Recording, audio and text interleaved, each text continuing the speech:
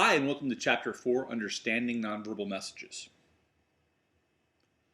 Preview of Chapter 4. What is nonverbal communication? Why focus on nonverbal communication? What is the nature of nonverbal communication? How does nonverbal function? What are the nonverbal codes? And how do we interpret nonverbal messages?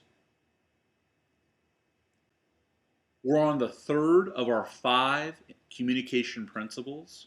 Effectively use and interpret nonverbal messages. What is nonverbal communication?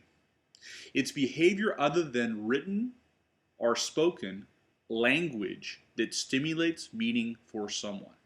Is American Sign Language a nonverbal or verbal form of human communication? That's right, it's verbal. Why focus on nonverbal communication? Nonverbal messages stimulate up to 93% of the emotional meanings in our communication. They convey relational versus content cues. The content level, we have what we say.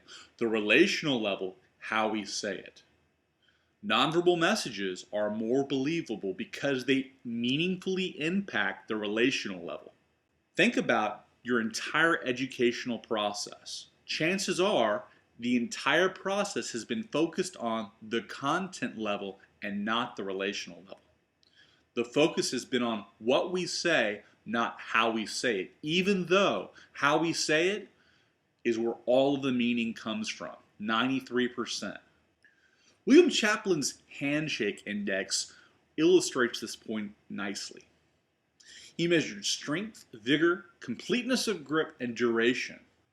Just the right mix of these 4 dimensions created a more favorable or less favorable impression of people when shaking hands.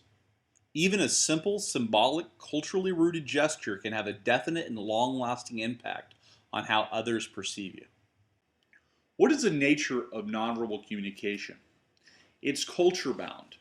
Nonverbal behaviors vary widely across cultural and co-cultural groups. We interpret nonverbal cues within a cultural context. It's rule-governed. We develop rules or expectations for appropriate nonverbal behavior in ourselves and others. It's ambiguous. Nonverbal behavior is difficult to interpret accurately because the meanings for different actions vary from person to person. Because nonverbal communication is ambiguous, that's one of the reasons we practiced perception checking. It's continuous. Unlike the stop-start nature of verbal communication, nonverbal messages flow from one situation to the next. They aren't interrupted at all. It's non-linguistic.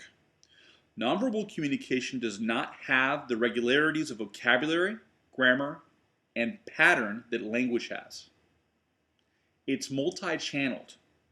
Nonverbal cues register on our senses from a variety of sources simultaneously.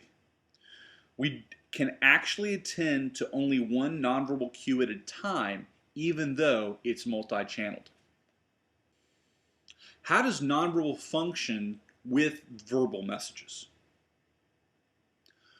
We're going to discuss substitute, accent, repeat, regulate, complement, and contradict. Substitute. Substitute nonverbal for verbal messages. For example, a peace sign, instead of saying peace, the nonverbal replaces or substitutes the word peace. Complement. We complement or clarify and extend the meaning of verbal cues. A wave and eye contact with the hello.